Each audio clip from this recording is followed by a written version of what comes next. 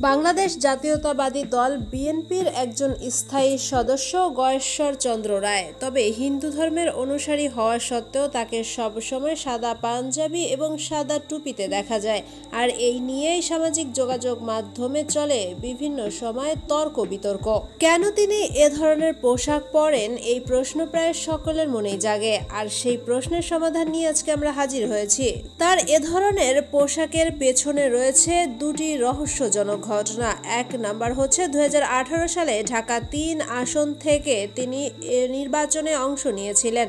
আর নির্বাচনের দিন কেরানীগঞ্জের চুনকাটিয়ায় তার উপর হামলা করা হয়, যেখানে তার কপালে ফেটে যায় এবং সেখানে 7টি সেলাই দেওয়া হয়। সেলাই দেওয়ার দরুন তার মাথার চুল কেটে দেওয়া হয়েছিল। পরবর্তীতে মাথায় আর সেরকম ভাবে চুল গজায়নি। আর দ্বিতীয় কারণটি হচ্ছে তিনি ভারতীয় সংস্কৃতির সাথে অনেকটাই জড়িত, অর্থাৎ উপ-ভারতীয় রাজনীতির সংস্কৃতি তিনি অনেকটাই পালন করতেন।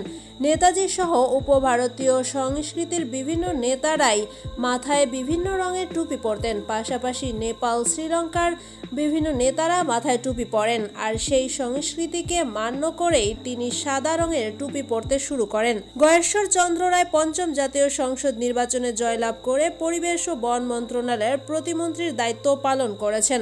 তো গয়েশ্বর চন্দ্র রায়ের এ ধরনের পোশাক এবং টুপি পরার পেছনে মূল কারণ ছিল এগুলোই।